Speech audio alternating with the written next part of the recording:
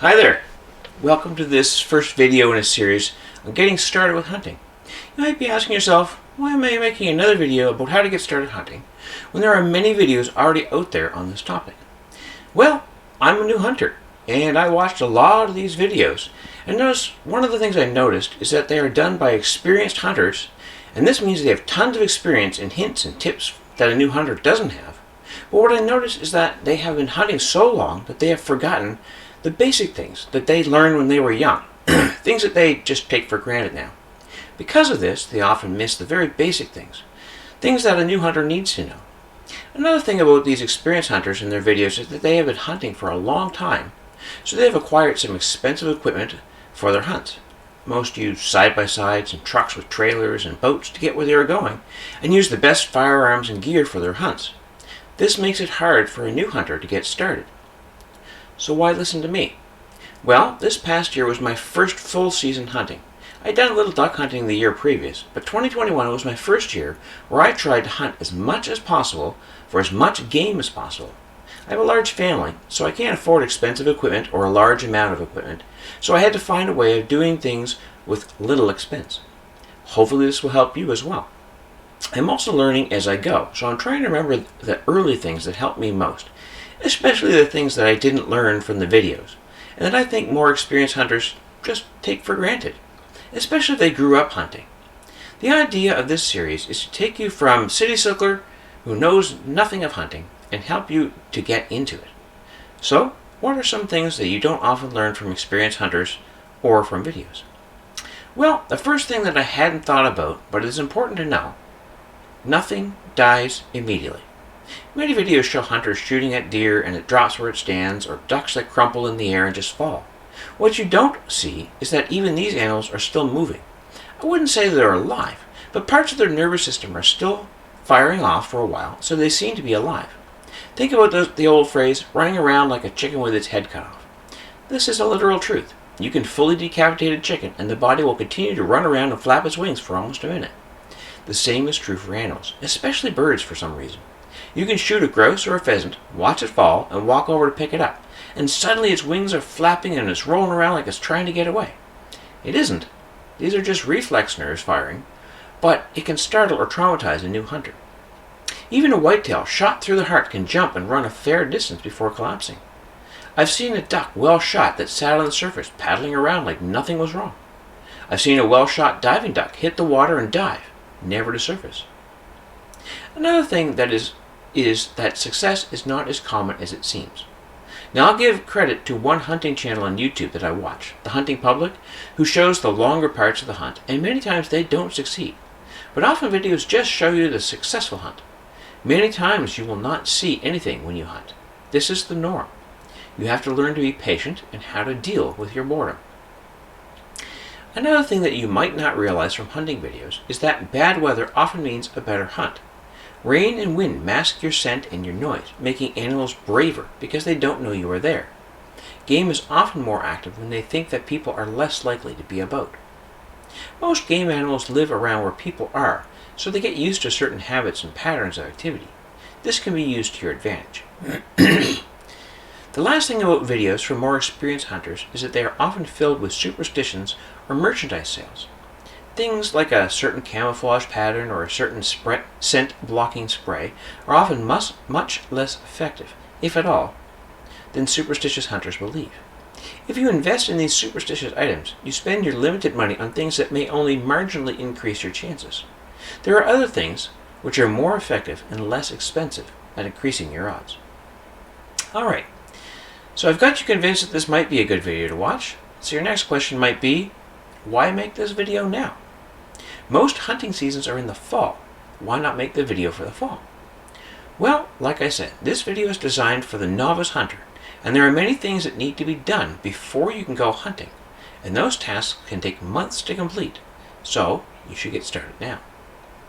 But before you can know what these tasks are, you need to figure out some things. These will help you focus on your tasks and on what you need to get started on time. First, you need to know, why do you want to hunt? Now there are three basic reasons to hunt: sport, supplement, or sustenance. Sport hunting is hunting for fun. you're looking for a big whitetail rack or a big turkey fan, etc. I have no experience with this type of hunting, so I won't be talking about it in these videos. Supplement hunting is hunting for food to add to your household supply, but you can still go to the store and buy other things. This is the type of hunting that I do currently, but the skills you learn doing this can transfer into the next type of hunting. Sustenance. Sustenance hunting is like supplement hunting, except the price for failure may mean going hungry. You are hunting, fishing, and farming for all of your food. Hopefully the things you learn in this series can help you with the sustenance hunting, but I haven't had to rely on my skills yet. Now that you know why you want to hunt, you need to determine what do you want to hunt. What kind of game do you want to hunt? There are different types of equipment and licenses involved in different types of hunting. Now, because of where I live, there are some things that many people hunt that aren't available in my area, so I won't be talking about them here. Some of the principles are transferable, but some are not. I'll only talk about the animals that I hunt in this series. There are 4 basic categories of game: big game, small game, upland birds, and migratory birds. Big game are animals like white-tailed deer, black bear, and moose. Small game are animals like snowshoe hare and squirrels. Upland birds are animals like ring-necked pheasants and ruffed grouse. Migratory birds are animals like Canada geese and various species of duck. Now that you know why you want to hunt and what you want to hunt, what's next? First, regulations are different depending on your country and your state or province, so you need to research what the rules are in your area for possession of a firearm. Yes, you can also go hunting with a bow, crossbow, musket, or slingshot, but as a beginner hunter, a firearm is the most accessible. In my area, in order to possess a firearm, you must obtain a firearms license, and this involves taking a course. These courses are often booked up, so it can take a while to attend one. This is the first task you should start, and you should start now. Secondly, you should research what you need in order to hunt the game you want to hunt first. In my area, you are required to have a basic course for hunting any game. This course can be done online, but getting the card that demonstrates that you have taken the course also takes time. This should be your second task. Your third task is to start looking for the gear you need for the game that you want to hunt. Often in the spring and summer, people will sell off their old gear so you can get good gear secondhand.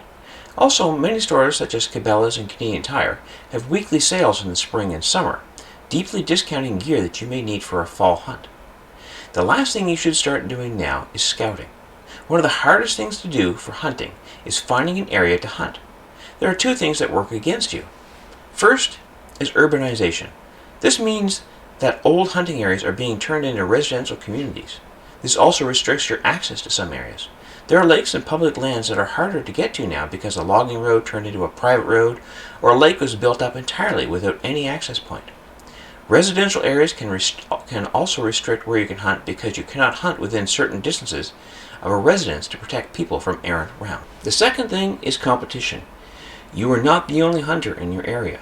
You may find a great hunting area from the map, but when you get there, you'll find somebody already has a stand, blind, or other way of marking it as their spot. Not only do other hunters make it harder for you to find a spot to hunt, but their presence also spooks the animals. This is often known as pressure. The more hunters, the more pressure on the animal, which makes them more wary and harder to find. Highly pressured animals will look for lower pressure areas. One thing to do when scouting is to try and find a place where fewer people hunt, or where people can't hunt without permission. Sometimes this means you know someone who owns a piece of private property that they will let you and you alone hunt on. This is often ideal. In the next videos, we will talk about the different areas where specific game can be found and point out ways to access these areas. One thing that can assist you in finding areas to hunt is a map of public or crown land in your area. Sometimes these are available for free from your local government as downloads that you can add to your GPS. I use the free Android GPS program OSMAND that allows me to add the crown land database for my area as well as the different hunting zones. This is the end of this video, and what can you look forward to in the next video? We're going to start our talk about big game, specifically the white-tailed deer. We'll talk about firearms for hunting whitetail, gear for hunting whitetail, locations for hunting whitetail, and how to scout them, and briefly discuss baiting whitetail. We will also have some conversations with some experienced hunters I know to get their comments on this first video, as well as some of their hints for hunting whitetail. Until next time, I'm the Old Army Guy. Keep your eyes and ears open and your powder dry.